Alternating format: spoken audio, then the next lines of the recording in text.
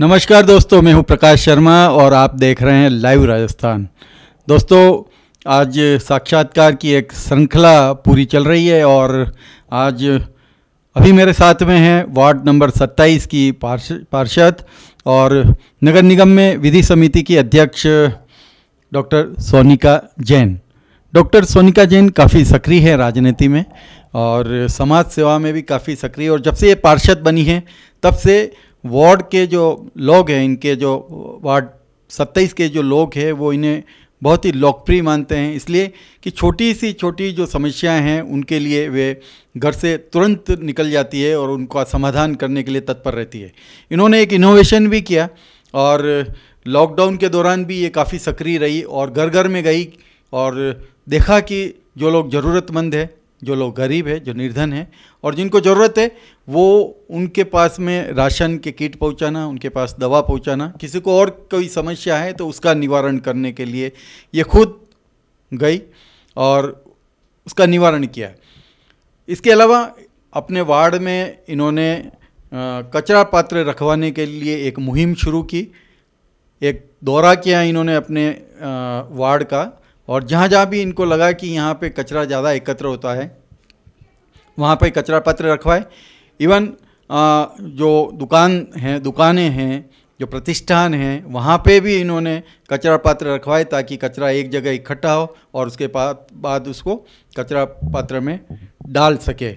और लोगों की समझ बढ़ाने के लिए ख़ास तौर से जो युवतियाँ हैं वार्ड की, उनको प्रशिक्षित करने के लिए भी ये काफ़ी प्रयास करती हैं।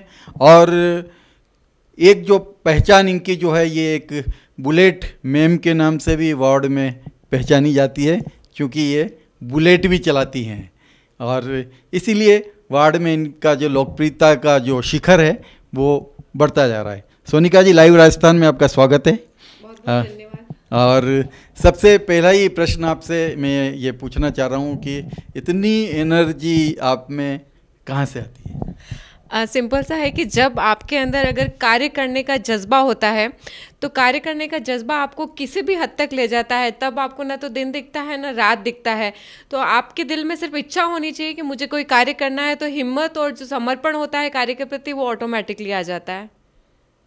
बहुत बड़ी बात कही है आपने कि हिम्मत करने वाला चाहिए। अगर हिम्मत अपने पास में है तो सारे काम सब आसानी से हो जाते हैं। दूसरा परिचय भी इनका एक मैं दे ही दूं ताकि हम बात को फिर और आगे बढ़ाएं। उदयपुर में मई एफएम की ओर से एक पैसों का पेड़ प्रतियोगिता आयोजित की गई थी, जिसमें कितने घंटे? 24 आवर्स तो वहीं रहना था। 24 घंटे 72 आवर्स तक इनको खड़े रहकर प्रतियोगिता को जीतना था। जो भी काम करना है, चाहे उनको खाना खाना है और दूसरे जो काम है उनके लिए इनको वहीं पर 72 आवर्स निकालने थे। केवल ज़रूरी जो काम है उसके लिए 15 मिनट का, पूरे 24 घंटे में 15 या 20 मिनट को इनको छुट्टी दी जाती थी और वो समय काउंट किया जाता था। उस प्रतियोगिता में एक महिला प्रतिभागी होने के बावजूद इन्होंने द्वितीय स्थान प्राप्त किया और इनको पुरस्कार में शायद वॉशिंग मशीन मिली थी। और मुझे अच्छी तरीके से याद है कि इन्होंने जो ये वॉशिंग मशीन थी वो उस एक प्रतिभागी को उसी वक्त में इसलिए प्रदान कर दी कि वो प्रतिभागी किसी समाज सेवा के कार्य में एक संकल्प ले रखा था और कुछ करना चाहता था। तो इन्होंने कहा कि वो वॉशिंग मशीन का जो भी पैसा है वो उसमें लगाकर अपनी सेवा का कार्य पूर्ण कर सकता है। बहुत आभार आपका, आपने एक जज्बा जो है आपके दिल में रहा। अब मैं आता हूँ एक असल सवाल की ओर। चूँकि आप उदयपुर में नगर निगम में विधि समिति के अध्यक्ष हैं, कई सारे मामले अतिक्रमण के उदयपुर में हैं, पहले भी थे, अभी भी हैं। और जब नगर निगम की टीम हटाने के लिए जाती है तो जो लोग जो अतिक्रमणकारी हैं वो स्टे लेके आ जाते हैं। कई समय तक ये स्टे चलता है और अतिक्रमण ज्यों का त्यों बना रहता है। उस कारण से उदयपुर की जनता को परेशानी होती है। नगर निगम के जो अधिवक्ता हैं या जो वकील जो आपने कर रखे हैं वो क्यों नहीं इतनी ठोस पैरवी कर पाते हैं कि जो स्टे है वो लंबे समय तक चलता रहता है? ऐसा नहीं है प्रकाश जी कि जो स्टे है वो चलता ही रहता है या नगर निगम के जो अधिवक्ता जो हैं वो प्रभावी पैरवी नहीं कर रहे हैं। निश्चित तौर पर अधिवक्ताओं द्वारा बहुत ही प्रभावी पैरवी की जाती है।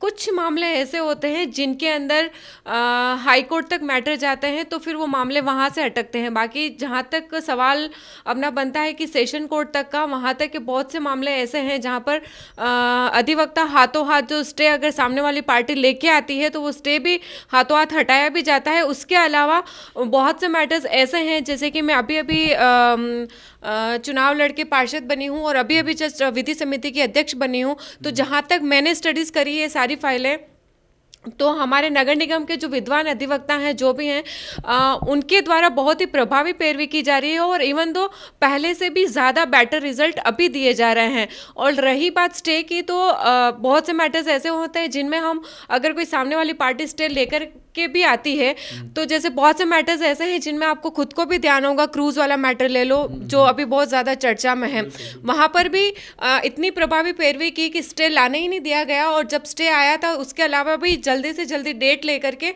और उस मैटर को निपटाया गया था।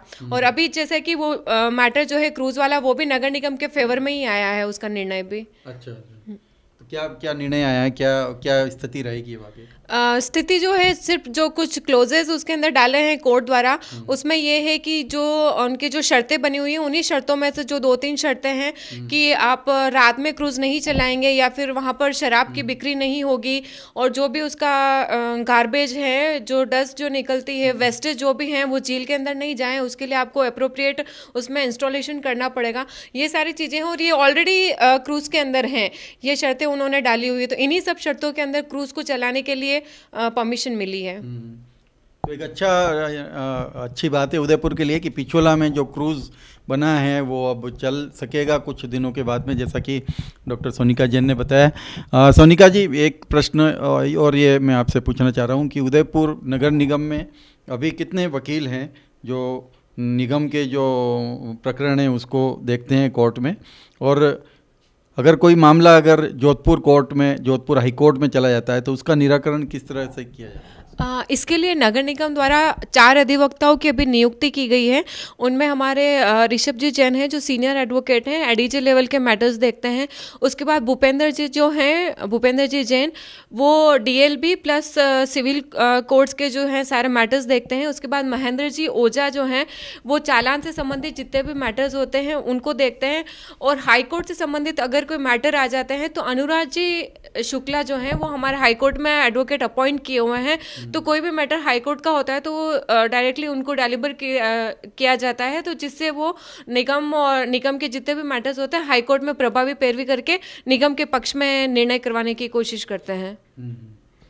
अच्छा, जो विधि समिति है नगर निगम की उसका मूल कार्य क्या है, ये जनता जानना चाहती है उदयपुर की, कि विधि समिति के पास में क्या क्या दायित्व हैं और किस तरीके से उसका क्रियान्वयन किया जाता है? बिल्कुल, जो विधि समिति एक्चुअली जो इसका नाम प्रचलित है वो विधि समिति के नाम से प्रचलित है, जबकि समिति का एक्चुअल नाम जो है वो है नियम एवं उपविद्या समिति। तो इसके अंतर्गत जितने भी अगर बायलॉज वगैरह कुछ भी होते हैं जो हमको लगते हैं कि सही नहीं है या जिनमें परिवर्तन करना आवश्यक है तो वो निश्चित तौर पर हम उसमें परिवर्तन करते हैं। उसके अलावा कोर्ट और जो निगम के अधिकारी हैं जो जिन पे मैटर्स में होते हैं, तो अधिवक्ता, अधिकारी और निगम इन तीनों के बीच में अगर कोई कोऑर्डिनेशन नहीं बैठ पाता है या फिर सामंजस्य की वजह से अगर कोई मैटर डिले होता है तो विधि समिति, नियम एवं उपविद्या समिति उन मामलों में प्रभावी पैरवी करने के लिए अधिवक्ता और अधिकारियों की बीच में सामंजस्य बिठाता है एवं उन मामलों को जल्दी से जल्द निपटाने की कोशिश करता है।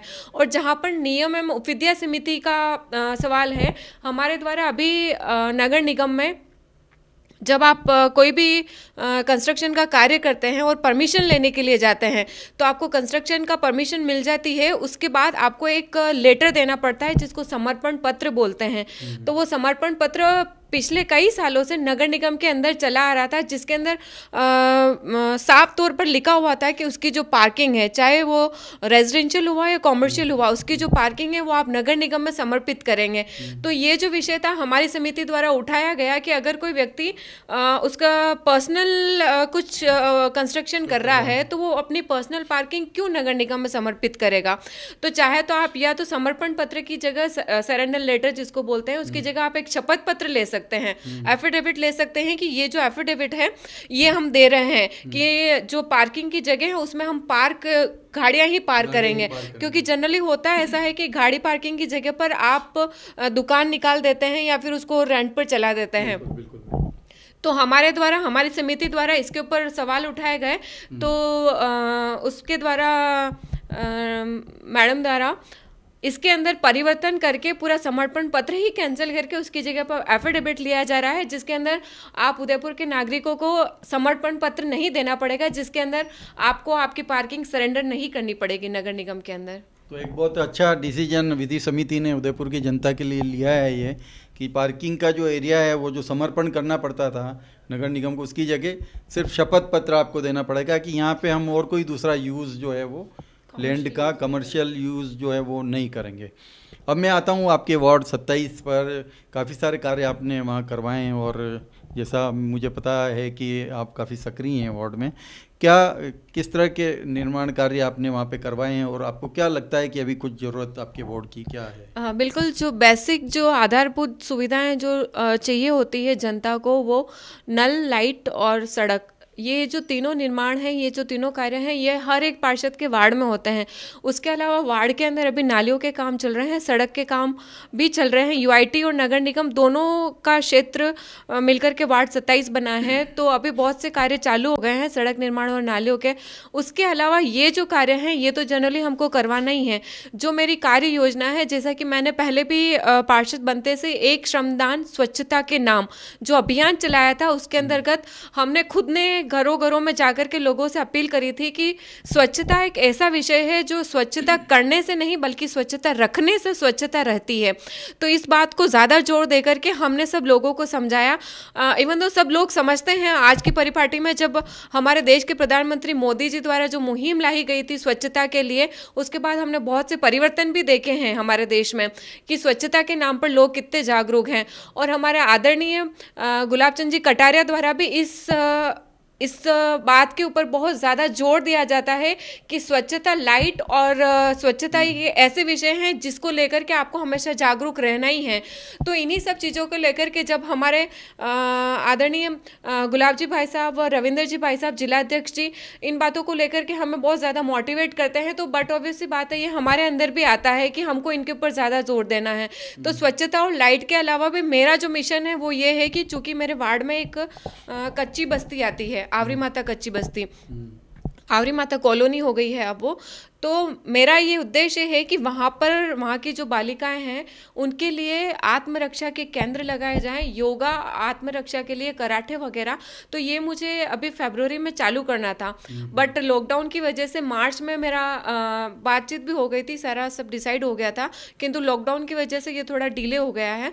तो आत्मरक्षा के लिए और प्रशिक्षित महिलाएं वहाँ से निकले जो अपने स्वयं के लिए रोजगार उपलब्ध करा सके। तो ऐसे बहुत से एनजीओ से भी बात हो रखी है। तो अगर कोई भी महिलाएं हैं तो आज के परिपाटी को देखते हुए, आज के परिप्रेक्ष्य को देखते हुए, जहाँ पर बहुत से ऐसे क्राइम हो रहे हैं जहाँ पर महिलाएं अपने आप को सुरक्षित नहीं समझती हैं, तो आत्मरक्षा एक ऐसा एजेंडा है जिसको लेकर के आप अगर कहीं पर भी निकले तो आप उसमें सक्षम है कि आप किसी भी व्यक्ति से या किसी भी बुराई से लड़ सकते हैं। तो मेरा ऐसा मानना है, इसलिए मैंने वार्ड के अंदर आत्मरक्षा के लिए कैंप लगाने का भी सोचा है, और अगर उसमें पॉजिटिव रिस्पॉन्स आया और अच्छा रिस्पॉन्स आया तो मैं उसको कंटिन्यू रखूंगी योगा और आत्मरक्षा के लिए। बाकी सामुदायिक भवन का निर्माण कराना है जहाँ पर लोगों के लिए, जहाँ पर लोग घाटी पर रहते हैं उनके लिए शौचालय की व्यवस्थाएं नहीं है, कोई भी ऐसी कैजुअलिटी हो जाती है, दुखद घटना हो जाती है जहाँ पर लोगों को इधर उधर हैंडपम्प पे या फिर खुले में नहाना पड़ता है महिलाओं को, तो उनके लिए सामुदायिक भवन का निर्माण करवाना, शौचालय का निर्माण कराना, ये सारी मेरी कार्य योजनाएं हैं। सोनिका जी, एक बड़ा मुद्दा उदयपुर में बन रहा है स्ट्रीट डॉग का। हर मोहल्ले में, हर गली में अभी स्ट्रीट डॉग की संख्या बहुत ज़्यादा बढ़ चुकी है। मैं प्रश्न आपसे इसलिए कर रहा हूँ कि केंद्र सरकार का की एडवाइजरी है, उनके जो नियम कायदे हैं, जो निर्देश हैं, उसके तहत में आप जो पुराने तरीके से, उन तरीक़ों से आप स्ट्रीट डॉग को नहीं पकड़ सकते। और कई सारे जो एनजीओ है इसमें भी ऑब्जेक्शन उठाते हैं, लेकिन उदयपुर में ये प्रॉब्लम इसलिए है कि रोज़ाना जो डॉग बाइट्स की जो घटनाएं हैं वो बढ़ रही है। ऐसे में विधि समिति के नाते आपको क्या करना चाहिए, या आप कुछ पहल कर रही हैं इसलिए? बिल्कुल प्रकाश जी, बहुत ही अच्छा सवाल है। इसके लिए जहाँ तक हर दिन कहूँ तो हर घंटे कहूँ तो भी कोई अतिशयोक्ति नहीं होगी कि हर एक कंप्लेन आती है कि यहाँ पर डॉग बाइटिंग की समस्या आ रही है। इसके लिए क्लियरली मेरे पास पेपर्स भी हैं, और जो गैजेटेड नोटिफिकेशन जो निकला हुआ है उसके अंदर साफ साफ लिखा हुआ है, और सुप्रीम कोर्ट की भी जो गाइडलाइन है उसके अंदर साफ साफ लिखा हुआ है, जो डॉग्स हैं आप नगर निगम द्वारा उनको पकड़ सकते हैं। सिर्फ उसमें रूल ये है कि आप जहाँ से पकड़ेंगे, अगर कुत्ता जो डॉग है वो रेबीज़ की बीमारी फैला रहा है तो उसके सॉल्यूशन के लिए अलग से सॉल्यूशन है उसके लिए। और अगर सिर्फ आपको कुत्ता परेशान कर रहा है यहाँ या फिर वहाँ पर ज़्यादा जनसंख्या हो रही है, तो एबीसी रूल जो है एनिमल बर्थ कंट्रोल, उसके जो साफ साफ नियम है उनके अंदर लिखा हुआ है कि आप वहाँ पर पकड़ेंगे कुत्तों को, और जहाँ से पकड़ा है, क्योंकि माननीय न्यायालय का ये मानना है कि आप कुत्तों को जिस जगह से पकड़ते हैं वहाँ पर उनका एक घर बन जाता है, और लोग जो कुत्ते हैं उनकी एक फैमिली टाइप वहाँ पर उनको फील होता है। तो आप जहाँ से पकड़ते हैं उनको वहीं पर छोड़ना है। फिर से आप उनके एबीसी जो है वो करके फिर आप उनको वहीं पर छोड़ेंगे उनको, ये है। और ये साफ साफ रूल्स में लिखा हुआ है। उसके अलावा जी बहुत सी जो संस्थाएं हैं जब नगर निगम द्वारा प्रभावी कार्यवाही की जाती है तो जो बीच में आ जाती हैं या फिर वो इस तरीके के मुद्दे उठाती है कि ये जो एनिमल क्रुएलिटी है, एनिमल क्रुएलिटी कर रहे हैं, ये तो बिल्कुल ही वाजिब बात नहीं है। क्योंकि अगर आप जो संस्थाएं आती है बीच में, उन संस्थाओं द्वारा भी साफ साफ लेटर दिया गया है नगर निगम के अंदर, उन्होंने उसमें साफ साफ लिखा है कि अगर आप चाहें तो जनहित में आप भी पकड़ सकते हैं। उसके बावजूद संस्थाएं उनको पकड़ती नहीं है, और जब नगर निगम द्वारा पकड़ने के लिए जाया जाता है तो संस्थाएं बीच में आकर के इस तरीके के बेफिजूल की मीडियाबाजी करने के लिए या सिर्फ हाईलाइट होने के लिए इस तरीके के मुद्दे लेकर के आती है बीच में कि ये देखिए एनिमल क्रुएलिटी की जा रही है, जबकि वास्तव में ऐसा कुछ नहीं है। रूल्स और जो रेगुलेशन है वो अभी मैं अगर ब्रीफली बताऊंगी तो थोड़ा ज़्यादा लंबा हो जाएगा, या फिर भी मैं बता सकती हूँ जो इन शॉर्ट टर्म में है, यही जो रूल्स एंड रेगुलेशन है उसके अंदर आप पकड़ सकते हैं। और जो इसके द्वारा बहुत सी रिट भी लगाई गई थी, जो कंक्लूजन के तौर पर एक गेजेटेड नोटिफिकेशन निकला है, सुप्रीम कोर्ट की साफ तौर पर गाइडलाइन निकली हुई है, उसके अंदर साफ साफ लिखा हुआ है कि this are the rules and regulation, उसके अकॉर्डिंग आप कार्य कर सकते हैं। ये है प्रॉब्लम डॉग्स को पकड़ने के लिए। फिर भी अगर किसी एनजीओ द्वारा बीच में आकर के या फिर इस तरीके की कोई मीडियाबाजी करने के लिए या फिर सिर्फ जनहित के लिए कार्य नहीं करके आप सिर्फ अपने निजी स्वार्थ के लिए, नाम एनजीओ का दे रखा है बट आप सिर्फ अपने निजी स्वार्थ के लिए आप बीच में आते हैं और इस तरीके के मुद्दे उठाते हैं, तो ये सही बात नहीं है। आपको इस तरीके से बीच में नहीं आना चाहिए। और अगर आप चाहें तो पूरा इसके लिए ब्रीफली में देने के लिए भी तैयारी हो कि क्या रूल्स एंड रेगुलेशन है, और इसके लिए प्रभावी पैरवी के लिए अभी हमारी विधि समिति की जो बैठक हुई थी लास्ट, उसके अंदर पूरा ब्रीफली बताया गया है कि ये चीज़ होती है, उसके लिए कमेटी का गठन करना है, जो कमेटी ऑलरेडी बनी हुई है नगर निगम के अंदर, के अंदर निर्णय हो जाएगा। तो मेरा जो एनजीओज अगर बीच में भी आते हैं या फिर इस तरीके की घटनाएं कारित करते हैं, तो मेरा आपसे यही निवेदन है इस चैनल के माध्यम से, लाइव राजस्थान के माध्यम से, कि आप एक बार बैठिए, बात करिए, क्या चीज़ है, क्या रूल्स एंड रेगुलेशन है। आप बेफिजूल के अड़ंगे अड़ाने के लिए बीच में मत आइए। एनिमल आप डॉग्स के लिए भी ले लीजिए, या फिर जो आवारा पशु है, गाय बैल, उनको भी पकड़ने जाते हैं, तब भी आप बीच बीच में आकर के इस तरीके की हरकतें करते हैं जो कि उचित नहीं है। तो आप बैठ करके, अगर आपको नहीं हो रूल्स की जानकारी, तो हम बता देते हैं आपको कि these are the rules and regulation, उसके अकॉर्डिंग आपको कार्य करना है। जबकि आपके खुद के द्वारा एक लेटर दिया गया है नगर निगम के अंदर, जिसमें हमने आपको साफ तौर पे बोला हुआ है कि जनहित के अंदर अगर आप पकड़ना चाहे तो आप पकड़ लीजिए। जब कोई साधारण व्यक्ति उनको कॉल करता है कि हमारे यहाँ पर डॉग्स का ये प्रॉब्लम हो रही है, आप इनको पकड़ के ले जाइए, तो तब वो ये जवाब देते हैं कि पकड़ना हमारे जुरिडिक्शन में नहीं है, हम पकड़ नहीं सकते उनको, अगर उनका कोई ट्रीटमेंट करना है तो वो कर लेंगे। तो आप पकड़ना भी नहीं चाहते हैं और नहीं पकड़ने देते हैं। तो जनता, हर एक जनता से, अगर आप वार्ड में या कहीं पर भी उदयपुर शहर शहर में आप कहीं पर भी जाएंगे तो एक भी मोहल्ला या गली या फिर घर ऐसा नहीं होगा जहाँ पर आपको डॉग्स को लेकर के कंप्लेन नहीं आती हो। तो जब इतनी कंप्लेंट्स आ रही है तो अब आपको इसके ऊपर एक विचार करके या फिर एक हेल्दी कॉन्वर्सेशन करके आपको इसके ऊपर एक साफ साफ गाइडलाइन जो बनी हुई है उसके अकॉर्डिंग कार्य करना चाहिए। और मेरा भी आपसे इस चैनल के माध्यम से, लाइव राजस्थान के माध्यम से यही निवेदन है कि आप इस तरीके से बीच में मत आइए और नगर निगम अपना जो कार्य है वो बखूबी निभा रहा है, उनको अपना कार्य करने दीजिए। तो जैसा सोनिका जी ने बताया कि अगर आपके मोहल्ले में, गली में अगर ये समस्या है, डॉग की नंबर्स जो संख्या अगर ज़्यादा हो जाती है तो आप नगर निगम में सूचित कीजिए और जो नियम कायदे हैं उनके अनुसार ये काम करेंगी। सोनिका जी पेशे से वकील भी हैं और उदयपुर कोर्ट में वकालत का भी काम करती हैं। सोनिका जी, मैं जानना चाह रहा हूँ कि आपके उदयपुर में क्या एक नया आयाम आप स्थापित करना चाहती हैं? उदयपुर में क्या नया काम आप देखना चाहती हैं जो उदयपुर को और बेहतर बनाए? अभी तो हम सबका एक ही मुद्दा है कि उदयपुर में हाई कोर्ट आनी चाहिए, क्योंकि उदयपुर एक ऐसा क्षेत्र है जहाँ पर आसपास के जितने भी वागड़ एरियाज हैं, जहाँ पर अगर आप देखेंगे और आपको जानकारी भी हो तो भी वहाँ पर बहुत से गरीब तबके के ऐसे लोग हैं जो हाई कोर्ट जाने की अपनी कैपेसिटी नहीं बता पाते हैं। उस वजह से बहुत से ऐसे लोग हैं जो 10-10, 12-12, 15-15 साल से सिर्फ जेल के अंदर हैं, वो भी इसलिए क्योंकि वो हाई कोर्ट की फीस नहीं पे कर पाते हैं। तो मेरा जो हम सब अधिवक्ताओं का जो एक मेन फंडा जो है वो यही है, मेन मुद्दा, कि उदयपुर में हाई कोर्ट बेंच आनी चाहिए, जिसके लिए हम बहुत सालों से संघर्ष कर रहे हैं। अगर उदयपुर में हाई कोर्ट बेंच आती है तो ये सिर्फ आपके और मेरे दायरे तक ही सीमित नहीं है, ये आसपास का जितना भी वागड़ क्षेत्र है और जितने भी जो गरीब तबके के लोग हैं उनके लिए एक बहुत ही बड़ी सुविधा होगी, जिसके अंदर लोग अपने आप को सहज महसूस करेंगे यहाँ पर उदयपुर क्षेत्र में आने के लिए और अपना कार्य करवाने के लिए। ये सिर्फ मुद्दा केस तक ही नहीं है, क्योंकि यहाँ पर व्यक्ति अगर कोई आता है तो उसके पास पैसों की कमी की वजह से वो अपनी कार्रवाई नहीं करवा पाता है। तो ये एक बहुत ही सोचने का विषय है कि सिर्फ व्यक्ति पैसों की वजह से, और बहुत से लोग ऐसे भी, बहुत से अधिवक्ता ऐसे भी हैं जो ऐसा नहीं है कि उनकी मदद नहीं करते हैं, बट जहाँ तक बात अगर रूल्स एंड रेगुलेशंस की या फिर लॉज की आती है तो हमको उसके अकॉर्डिंग ही चलना पड़ता है। पैसे फीस भले हम नहीं ले, बट जो रूल है वो रूल है। तो उसके लिए भी बहुत से अधिवक्ता अपनी तरफ से फ्री में पैरवी भी करते हैं अगर उनको लगता है जेन्युइन केस है तो। बट सिर्फ पैसों की वजह से या फिर हाई कोर्ट कहीं और स्थापित है, वो व्यक्ति वहां तक पहुंच नहीं पा रहा है, उसकी वजह से वो व्यक्ति जेल में रह रहा है। तो ये एक बहुत ही विचारणीय विषय है, जिसके ऊपर हम सबको मिलकर के एक साथ, ये सिर्फ अधिवक्ताओं तक ही सीमित नहीं रहना चाहिए ये मुद्दा, ये आपका और मेरा एक जन जन का मुद्दा होना चाहिए कि उदयपुर में हाई कोर्ट बेंच आनी चाहिए, जिसको लेकर के हम सिर्फ अधिवक्ता गण ही नहीं बल्कि हर एक जन जन को इसकी सुविधा मिल सके और कोई भी व्यक्ति न्याय से वंचित नहीं रह सके। सोनिका जी, बहुत बहुत आभार आपका। कई सारी बातें आपने विधि समिति के बारे में बताई, शहर के बारे में बताई, आपके वार्ड के बारे में बताई, और समय मिलेगा आपसे और कई सारी बातें हम बाद में और भी करेंगे। और आपने लाइव राजस्थान को जो समय दिया उसके लिए आपका बहुत बहुत आभार।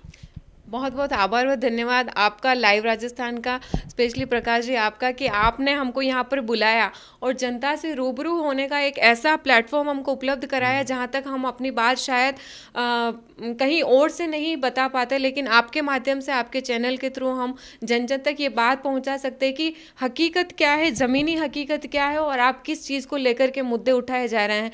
तो बिल्कुल निश्चित तौर पर अगर जब भी कभी आपको ऐसी आवश्यकता पड़े या हमसे कुछ जानना चाहे तो हम निश्चित तौर पर आपके लिए उपलब्ध रहेंगे। और जय हिंद, जय मेवाड़। प्लीज मेरे YouTube चैनल को सब्सक्राइब जरूर करें। Thank you.